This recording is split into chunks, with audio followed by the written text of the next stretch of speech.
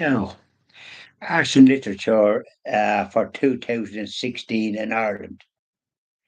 In the month of May 2016, Mike McCormack, who's he when he's at home?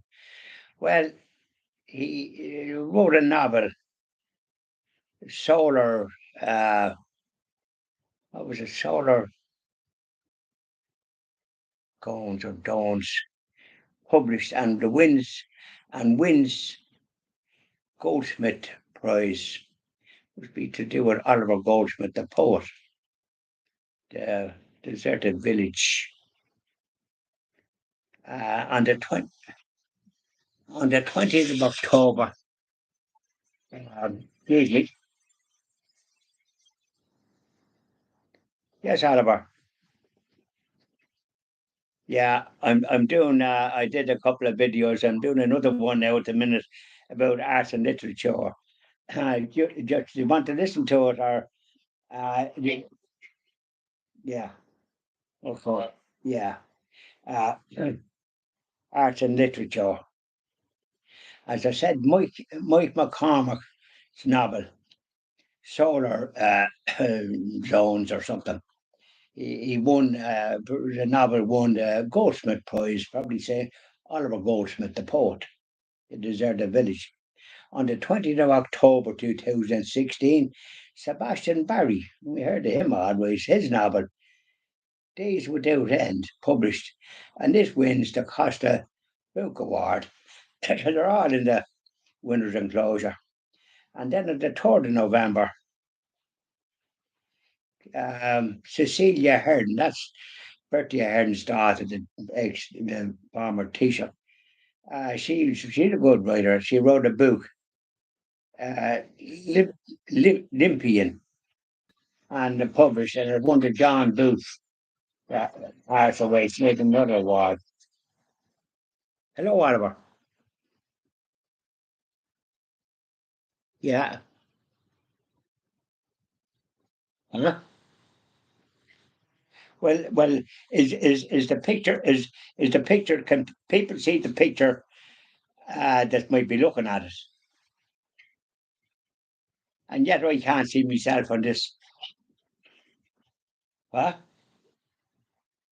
What you say, Ollie? A glitch. It might straighten itself out. But it's extraordinary. So just as well you commented when I used some strong language with the carry on. I didn't know anybody could see it. I thought it was going nowhere. So now you can see it now. So I do not. I do the last video. I do 4 in the morning, and then I do me 4 this evening. Even though it's a blank screen talking at me, but others can see that I'm alive and kicking. So that's grand. Okay, Oliver. I'll continue on with the blank screen, and I just do one more. I normally one about prayers. I do 4, so I've done them even though I can't see anything by way of myself. But then you can see it, so that's good. That's good now that you're able to do that, so that I know it's been seen. So I'll continue now with one more, and then I'll wait till this evening and do my usual 4 as well. I do 4 in the evening because I do a little prayer for our Blessed Mother, a good one, you know. So there you are, Oliver. So how was things with you, Anton Sturden there?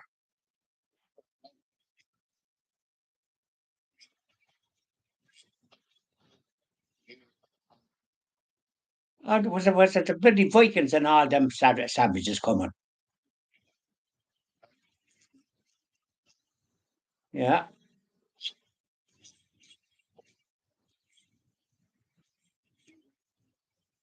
Yeah, I know the Dutch because when Sarsfield was here, it said something about the grim Dutch gunners eyed them well, and there were 6 men killed, and then 6 more volunteers went across the bridge to break the bridge.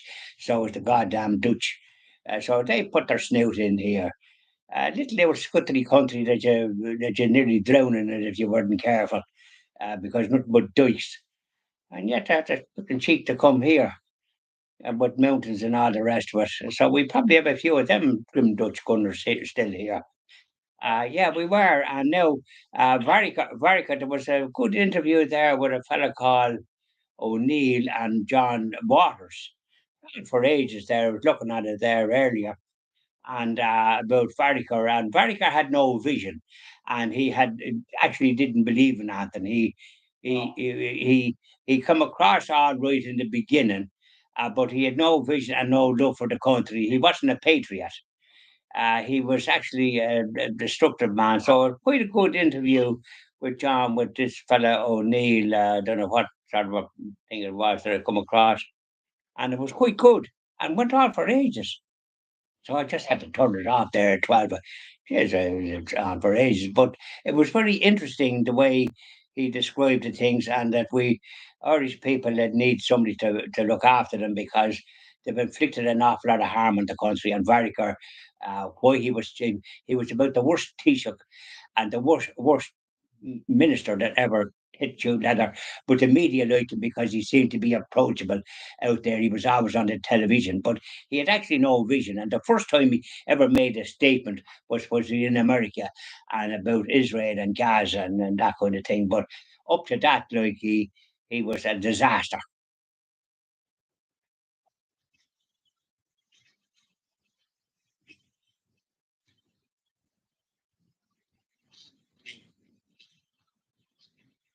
Aye, but I didn't. I don't think it's been in the intent to do it, but I don't think it's on the statute books yet. I hope it isn't. And they were trying to come out with what we were talking about when we did the business with the park, about Socrates and about the way that NGOs.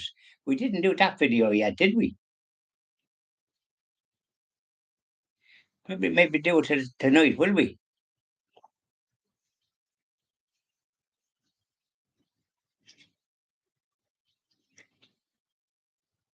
Yeah.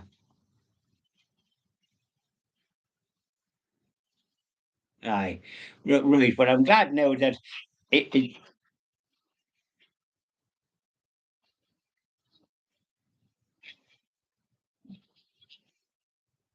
exactly. Yeah. Well, that's another. See, yeah. Well, you see, I think you can mention them and sort of say that, and indeed, the Irish people was ignored by this government with Varricker and Martin. They were just for power and that didn't have a vision or nothing for the country. And he mentioned Michael McDowell, who was an arrogant yo years ago, but he is matured and he's the only one with principles at the present time.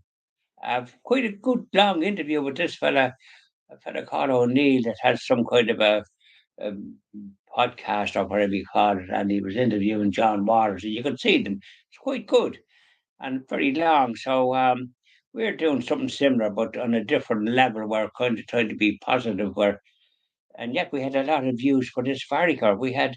I think we thousands of views. So obviously, we must be singing the right hymn sheet, without then grating too much, if you know what I mean. But the two boys said that they've destroyed the country and it'll take something the Irish people has been neglected.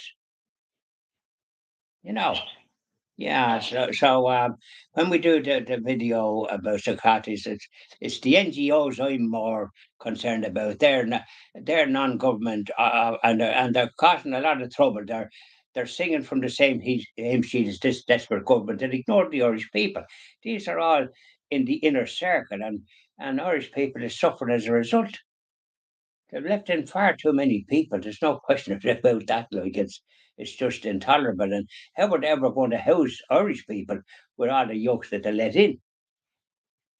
I mean, it's not right. And when we had the apartment in that place in Navan, um, we changed the three quarters of the people in was foreign. And then there's another one as well in Dundalk, and it's for the one that was built for executives, and it's for the foreigners, from Africa and all the rest of it. So we have a very strange country, and this is why Irish people, can't get well accommodation. pain through the nose. So there's something radically wrong. So we'll deal with it though when it's yeah,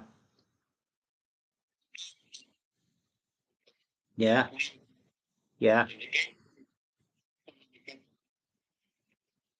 That's right. And but he had no vision of the country. He was actually about he was about the worst leader I think that we ever actually had. He should have never been Taoiseach. He should have never even been in the Dáil. He wasn't fit to do Anthony. He didn't have vision for this country whatsoever. Quite the reverse.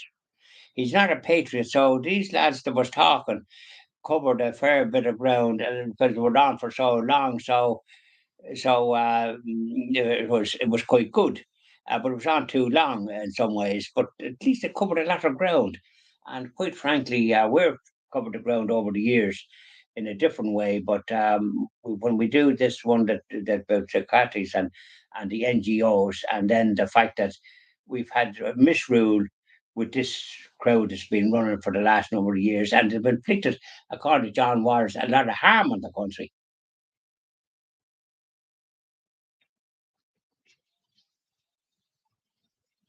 And they were just interested in power, but no vision for the country, and inflicting all sorts of problems on the country. So it'll take a while for it to be rescued. People have lost.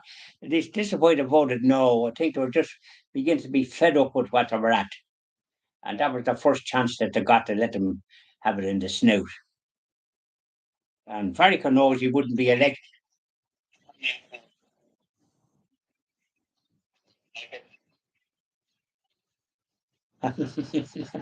That was a bit of humour, wasn't it? That was a bit of beside the young one.